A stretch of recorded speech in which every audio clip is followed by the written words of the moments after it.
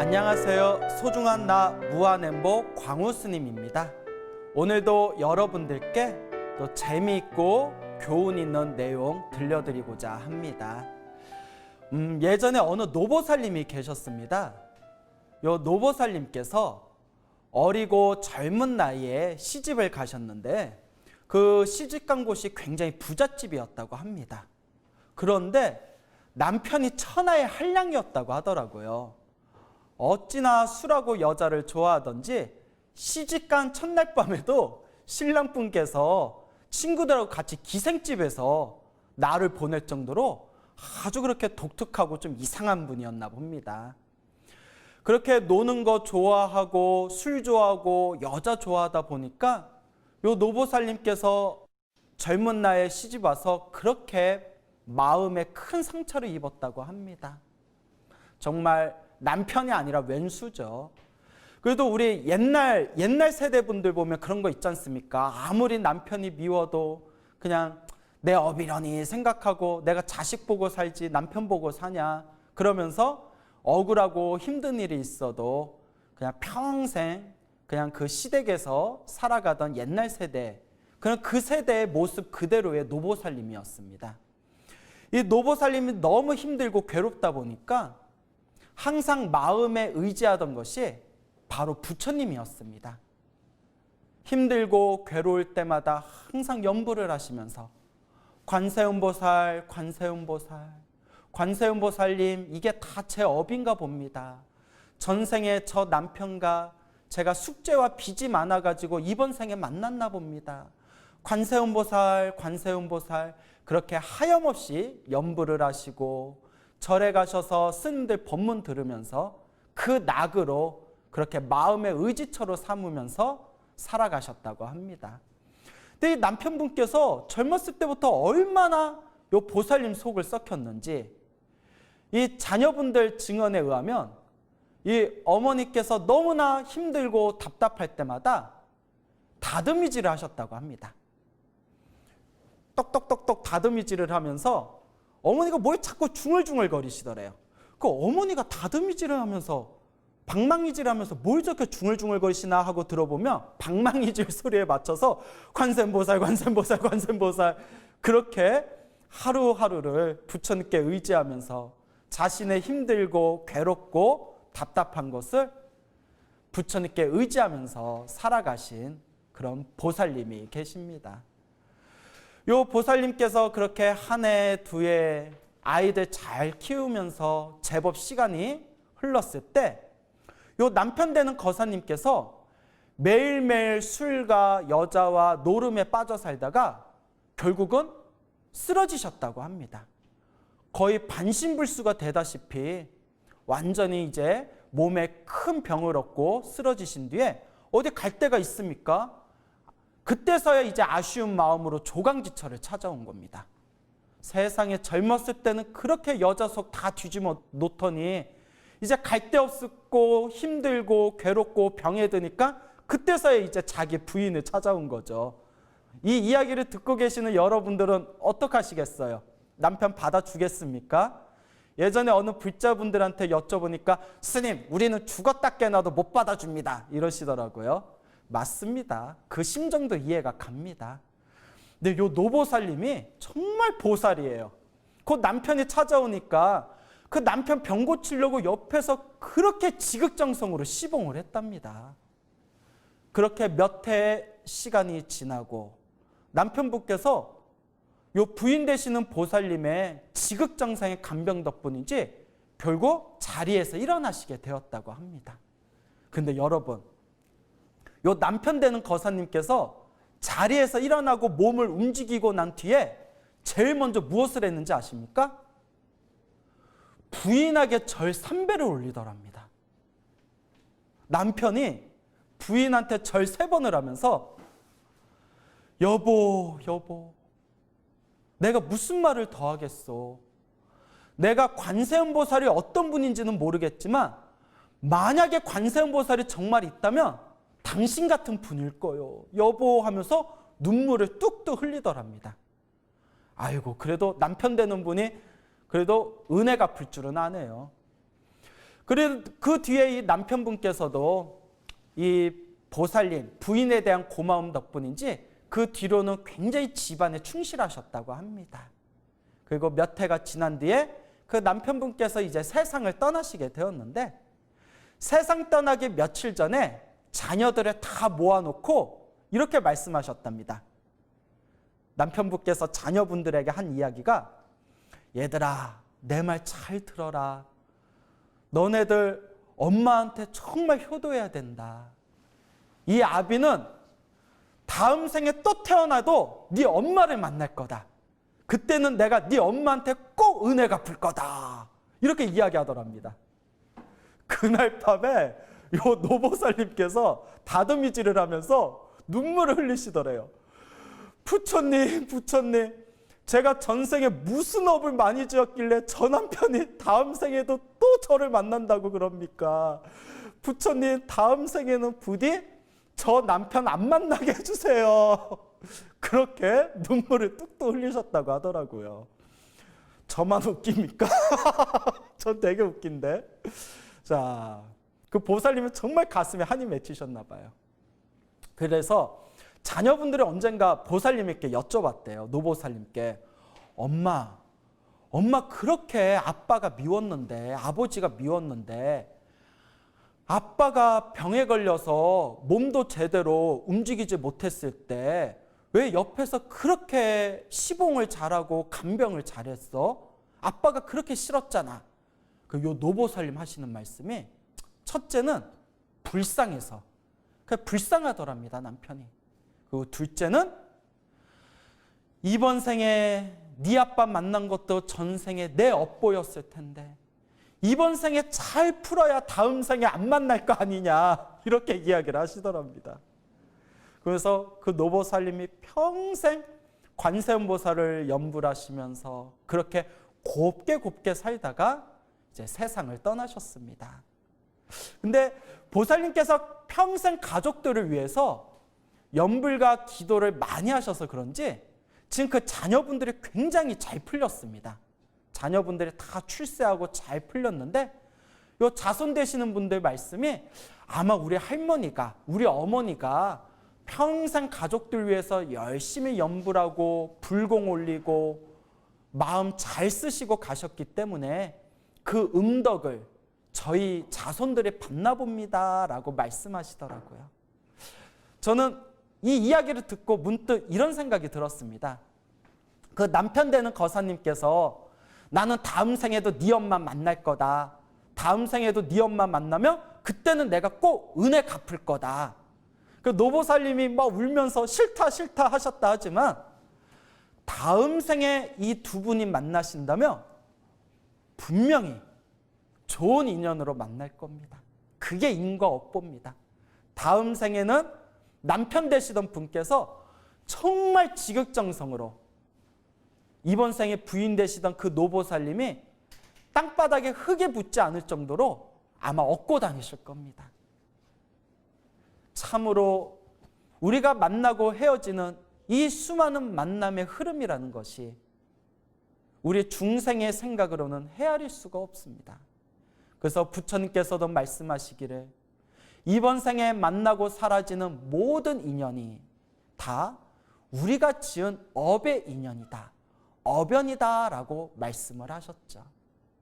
때로는 좋은 인연도 있고 때로는 나쁜 인연도 있고 때로는 기쁜 인연도 있고 때로는 나에게 슬픈 인연도 있고, 하지만 그 인연의 흐름이라는 것이 다 내가 지은 업의 인연법이었구나. 결국 이 인연법이라는 것이 부처님 가르침의 핵심입니다. 여러분들은 지금 어떤 인연을 짓고 계십니까? 여러분들은 지금 좋은 인연의 씨앗을 심고 계십니까? 아니면 좋지 못한 인연의 씨앗을 심고 계십니까? 우리가 만나는 인연의 한 걸음 한 걸음 하나하나가 다 내가 지었던 업의 인연이라는 것을 결코 잊지 마시길 바랍니다. 그 노보살님께서도 젊은 시절부터 그 남편 때문에 얼마나 힘들고 괴롭고 얼마나 답답했겠습니까? 하지만 그 모든 것들을 내가 지었던 업의 인연, 내가 지었던 업보, 내가 지었던 업장이라는 것을 있는 그대로 꿰뚫어 보시고 하염없이 관세음보살을 부르면서 내 빚이었고 내 숙제였구나, 그렇게 수행의 힘으로 녹여 나가신 겁니다. 어떤 분은 이런 말씀을 하죠. 스님, 제가 이렇게 절에 열심히 다녔는데도 제 주변에 저를 힘들게 하는 사람들이 너무 많아요. 그게 아닙니다. 절에 다닌다고 나쁜 인연들이 싹 사라지는 게 아닙니다. 그 좋은 인연도, 그 나쁜 인연도 내가 지었던 업의 씨앗입니다. 불교는 그 나쁜 인연을 싹 소멸시키는 게 불법이 아닙니다. 진정한 불교의 가르침은 좋은 인연이든 나쁜 인연이든 내 숙제와 내 빚이라는 걸 알고 항상 마음을 다스릴 수 있는 것, 그게 진정한 불법의 핵심입니다. 절에 다니면서도 좋지 못한 인연, 나쁜 인연이 다가왔을 때 전생에 지었던 내 숙제를 내가 갚고 있구나 라고 수행의 힘으로 잘 녹여내시길 바랍니다.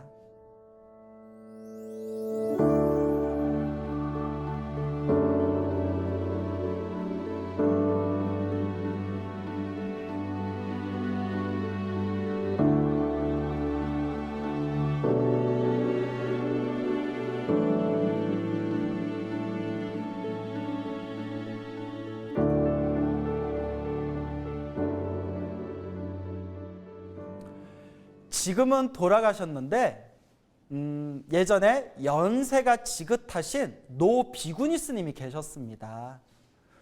요 노 비구니 스님 아래에 제자가 여럿 있었는데요. 그 중에 가장 큰 제자가 되는 비구니 스님이 또 계셨어요. 이 노 비구니 스님이 자신의 제자인 비구니 스님과 다 쓰러져가는 절을 새로 불사하고 농사도 지으시고 밭도 일구시고 그렇게 신행 생활을 아주 잘하신 그런 노 비구니 스님입니다. 근데 이 노 비구니 스님이 그렇게 부지런하고 그렇게 연불도 열심히 하시고 그렇게 불사도 잘하셨는데 한 가지 좀 이상한 점이 있었대요. 무언고하니 자기 옆에서 그렇게 열심히 시봉하고 열심히 기도하고 열심히 일하는 자기의 가장 큰 제자인 비구니 스님을, 자신의 제자인 비구니를 그렇게 잔소리를 하고 그렇게 쥐잡듯이 잡더래요.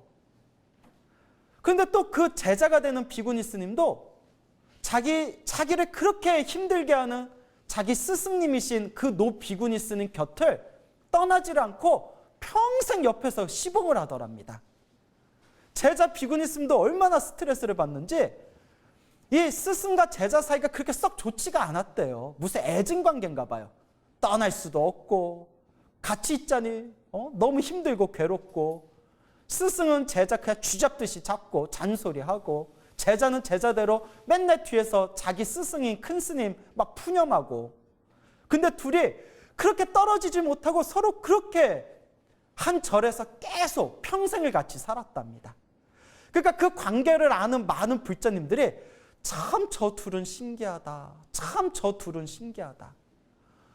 노 비구니 스님은 정말 눈에 넣어도 안 아플 제자인데 왜 저렇게 쥐잡듯이 잡을까?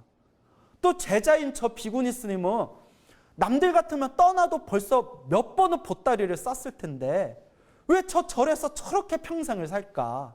정말 희한한 인연이다. 그렇게 주변에 많은 사람들이 이상하다 이상하다 하면서 웃었다고 합니다. 근데 요 노 비구니 스님이 평생 연불을 하셨대요. 농사를 지을 때에도 불사를 하실 때에도 평상시에도 입에서 연불을 놓치지 않으셨다고 합니다. 항상 연불하고 연불하고 연불을 하다 보니까 완전히 그 연불이 완전히 습관이 되신 거예요. 어느 정도냐면 푹 주무실 때에도 손에 염주를 돌리면서 잠꼬대로 연불을 하실 정도였다고 합니다. 대단하죠. 잠잘 때에도 잠꼬대로 연불을 하실 정도였으니 그렇게 몇십 년 동안 지극정성으로 일심으로 일념으로 연불을 하다가 순간 노 비구니 스님의 의식이 환하게 맑아지면서 당신의 전생사를 다 보셨다고 합니다. 참 신기하죠? 간혹 기도 열심히 하다 보면 자기 전생을 볼 때가 있거든요. 물론 너무 그런 거에 집착하면 안 됩니다. 그런데 실제로 수행을 많이 하시거나 기도를 많이 하신 분들 중에서 마음의 식이 맑아지면서 자기 전생일을 보시는 분들이 간혹 있습니다. 뭐 너무 신기하게 생각할 필요도 없죠. 집착할 필요도 없고요. 어쨌거나 노 비구니 스님이 당신의 전생사를 싹 보시고 난 뒤에 돌아가시기 전에 제자를 싹 불렀답니다. 이거 중요한 거니까 잘 들어보세요. 노 비구니 스님이 자신의 제자를 다 앉혀놓고 이렇게 말씀하시더래요. 아이야, 아이야. 너와 나 사이의 전생의 인연을 혹시 아니? 너와 나는 머나먼 과거 전생에 시어머니와 며느리였다 이러시는 거예요. 시어머니와 며느리였다. 그때 먼 과거 전생에 네가 시어머니였고 내가 며느리였다. 제자였던 네가 시어머니였고 스승인 내가 그때 며느리였다. 그때 시어머니였던 네가 하도 나를 쥐잡듯이 잡아서 시집살이를 너무 고되게 시켜서 내 가슴에 평생의 한으로 남았었다. 그러다가 숱한 윤회의 흐름 속에서 이번 생에 우리 둘이 사람의 몸으로 다시 만나게 되었을 때 전생의 며느리였던 나는 스승으로 만났고 전생의 시어머니였던 너는 나의 제자로 만나게 되었구나. 내가 너를 보면 그렇게 화딱지가 나고 너한테 잔소리를 하고 너를 호되게 굴었던 게 그때 기억하지 못했던 가슴에 맺혀있던 머나먼 전생의 며느리로서의 한이 너로 하여금 힘들게 하였구나. 내가 진작에 이걸 알았어야 되는데 미안하다 미안하다 하면서 진심으로 사과를 하고 참회를 하더랍니다. 그렇게 시간이 지나고 그 노 비구니 스님이 세상을 떠나게 되었습니다. 그리고 그 제자 되는 비구니 스님이 그렇게 눈물을 쏟으면서 그 자신의 스승이었던 노 비구니 스님을 위해서 지극정성으로 염불을 해드렸다고 합니다. 참 이 인연의 흐름이라는 게 너무 묘하고 묘합니다. 저는 이 이야기를 듣고 이런 생각을 했습니다. 이 두 분이 언젠가 다음 생에 서로가 만나게 된다면 그때는 분명 아름다운 인연으로 만나게 될 것이다. 여러분들 주변에 나를 힘들고 괴롭고 답답하게 하는 인연이 있다면 수행의 힘으로 녹여야 됩니다. 여러분들을 기쁘고 여러분들을 즐겁게 하는 좋은 인연이 있다면 그 좋은 인연에 대해서 감사해 하시고 여러분을 힘들고 괴롭게 하는 인연이 있다면 수행의 힘으로 녹이셔야 됩니다.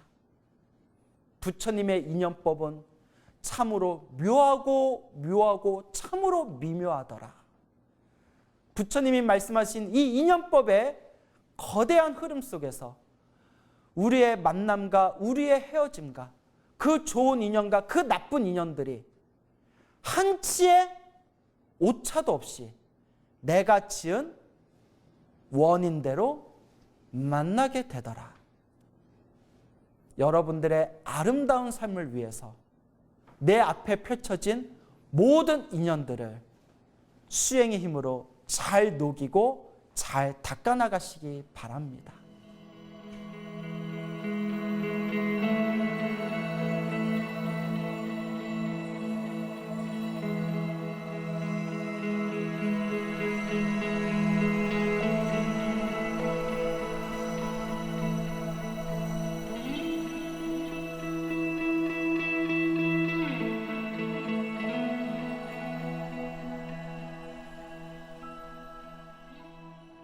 부처님은 말씀하셨습니다. 어리석고 업장이 두꺼운 사람들은 아무리 이 인연법을 설해줘도 믿지를 못하더라. 알아듣지를 못하더라. 만약 여러분들께서 이 부처님의 인연법의 가르침을 듣고 지금 내게 주어진 이 모든 만남과 헤어짐이 내가 전생에 지었던 내 업연이었구나. 그리고 지금 이번 생에, 지금 이 순간에 내가 짓고 있는 나의 이 모습들이 다음 생에 또 다른 업연으로 내가 받게 되겠구나라는 것을 여실하게 꿰뚫어보고 믿는 불자가 있다면 그런 분들은 분명히 전생에서부터 성근을 지으신 분일 겁니다. 사람으로 태어나기 어렵고 불법을 만나기 어렵다고 합니다. 오늘 이 부처님의 가르침을 보고 듣고 믿음을 일으키신 그런 분이 계시다면 이번 생에 사람으로 태어나 이번 생에 불법을 만나고 부처님의 가르침에 믿음을 일으킨 분들이 있다면 정말 전생에 복과 선업과 공덕을 쌓으신 분들일 겁니다. 불교는 지식의 가르침이 아닙니다. 오늘 들으신 이 부처님의 인연법을 지식으로만 이해하지 말고 더 나은 미래를 위해서, 나의 운명을 바꾸기 위해서, 더 아름다운 미래를 창조하기 위해서 마음으로 닦아가는 수행과 실천의 삶을 밟아나가시기 바랍니다. 여러분, 행복해지고 싶습니까? 행복한 삶을 창조하고 싶습니까? 복을 지으십시오. 선업을 지으십시오. 공덕을 쌓으십시오. 복과 선업과 공덕의 힘이 여러분들을 진정한 행복의 길로 이끌어 줄 것입니다. 여러분, 성불하십시오.